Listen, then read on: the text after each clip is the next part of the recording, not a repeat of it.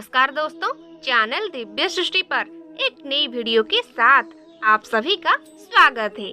आशा करती हूँ आप सब बहुत बढ़िया होंगे और स्वस्थ होंगे। दोस्तों, आपको पता होगा कि श्री कृष्ण ने अर्जुन को जो 5000 साल पूर्व गीता के उपदेश दिए थे, उनका पालन करके आज तक कितने ही प्रसिद्ध व्यक्तियों ने अपने जीवन को सार्थक और सफल बनाया है। गीता उपदेश मानव जाति के लिए सूर्य के समान है, जो अज्ञान रूपी अंधकार से मुक्ति दिलाता है। दोस्तों, मानव जाति के लिए गीता के उपदेशों की उपयोगिता और सार्थकता सदा बनी रहेगी। ये गीता उपदेश वो परम सत्य है जिसे अपना कर हर व्यक्ति दुख और क्लेश से मुक्त होकर सफल और सुखद जीवन जी सकता है। जी हाँ दोस्तों, आज की इस वीडियो में हम आपको 15 ऐसी बात बताएंगे जिस ज्ञान की जरूरत हर व्यक्ति को पड़ती है। मनुष्य का संघर्ष जितना भारी होता है, उतना ही आंतरिक भी चलता रहता है। दोस्तों, सही और गलत, उचित निर्णय की दुविधा में फंसे व्यक्ति को गीता के इन उपदेशों से मानसिक संबल और धैर्य मिलता है। तो चलिए दोस्तों, बिना देर किए जानते हैं गीता के 15 सफल उपदेशों के बारे में। गीता का पहला उपदेश, विश्वास की ताकत। दोस्तों, तुम अपने विश्वास की उपज हो। तुम जिस चीज में विश्वास करते हो, तुम वही बन जाते हो। जो स्वयं पर विश्वास करते हुए लक्ष्य की ओर बढ़ते रहते हैं, उन्हें सफलता जरूर मिलती है। अगर व्यक्ति अपने लक्ष्य के लिए कर्म में पूरे मन से लग जाता है और उसे कर्म करने से खुशी मिलती है, याद रखें दोस्तों, सफलता उनसे दूर नहीं होता। गीता का दूसरा उपदेश, मृत्यु से भय व्यर्थ है। दोस्तों, हर व्यक्ति के मन में मृत्यु का भय होता है। इस संसार का जब से निर्माण हुआ है, तब से जन्म और मृत्यु का चक्र चलता आ रहा है। ये प्रकृति का नियम है।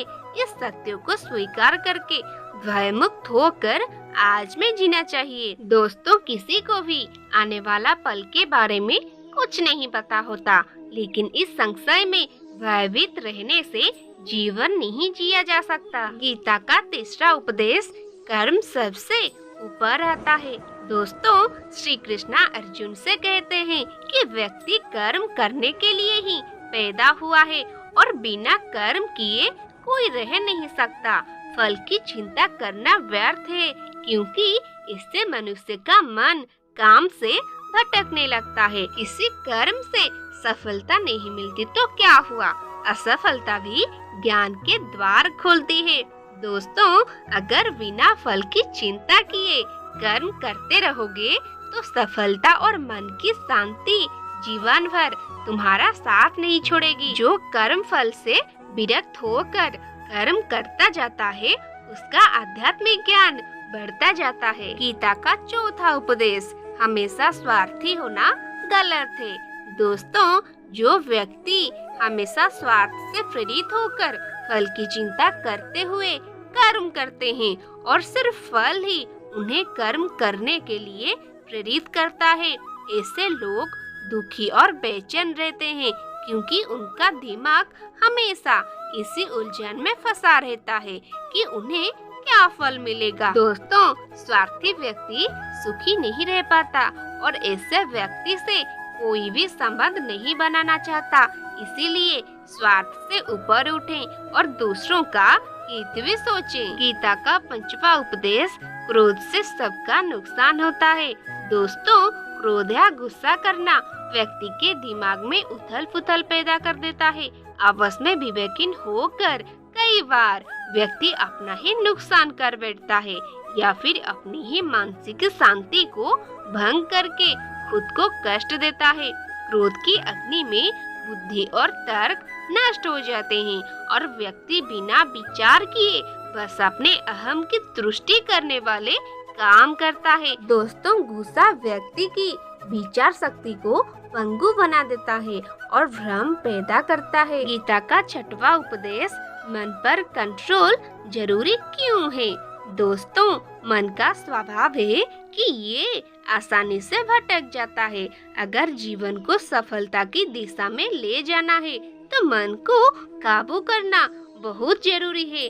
दोस्तों, श्री कृष्ण कहते हैं कि बार बार प्रयास करने से धीरे धीरे चंचल मन को बस में किया जा सकता है। मन को बस में करने से दिमाग की शक्ति केंद्रित होती है, जिससे कार्यों में सफलता मिलने लगती है।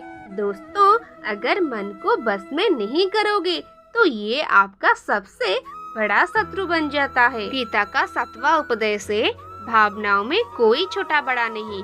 दोस्तों, इस संसार में ईश्वर को कई रूपों में माना जाता है। इनमें से कोई भी रूप छोटा बड़ा नहीं है। परमात्मा का हर रूप समान है। जैसे हर नदी अंत में सागर में जाकर मिलती है, वैसे ही हर धर्म महतर संप्रदाय की धारा परमात्मा रूपी समुद्र में समा जाती है। दोस्तों, यह संसार परमपिता का ही स्वरूप है। वो हर कण में विद्यमान है। गीता का 8वां उपदेश है, कर्तव्य का पालन करना जरूरी है। दोस्तों, भगवान श्री कृष्ण उपदेश देते हैं कि हर व्यक्ति को अपने कर्तव्य का पालन करना चाहिए। यही धर्म है। अगर अपने कर्तव्य का पालन नहीं किया जाता है तो मन में अशांति और दुख प्राप्त होता है। दोस्तों, अपनी पसंद नापसंद, मोह और बैर को किनारे रखकर अपना कर्तव्य करो। किसी अन्य व्यक्ति का कर्म आपको कितना भी आकर्षित करे, उसके प्रलोभन में ना आए।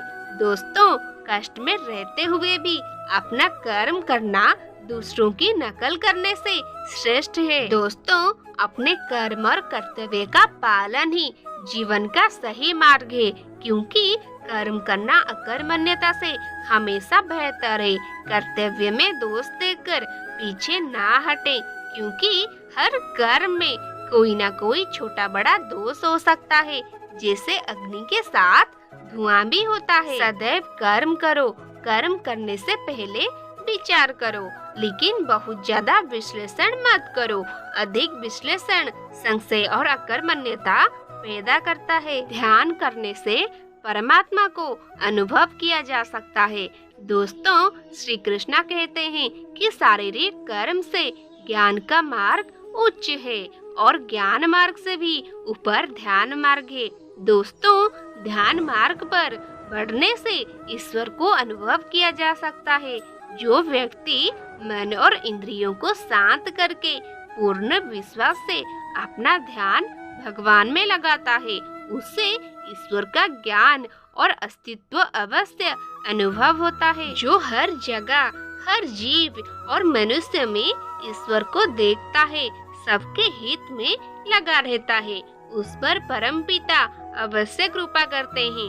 दोस्तों, ज्ञान मार्ग हो या भक्ति मार्ग, समर्पण प्रेम विश्वास ही आपको ईश्वर के प्रकाश की ओर ले जाता है। भगवान की पूजा बहुत से लोग करते हैं, लेकिन उनको शांति क्यों नहीं मिलती? क्योंकि भगवान आपके मन में निवास करता है। उससे पता है कि आपका भाव क्या है। अधिक शक करने वाला व्यक्ति कभी भी खुश नहीं रह सकता।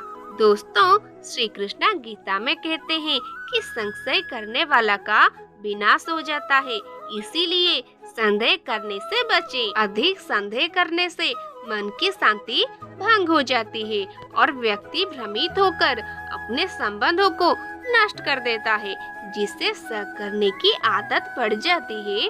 उससे इस लोक या परलोक में भी शांति नहीं मिलती। दोस्तों, सत्य की खोज ठीक है, लेकिन बिना सच जाने कल्पनावश होकर संदेह करने का अंत दुख क्लेश पश्चाताप के रूप में ही होता है। अति करने से बचें।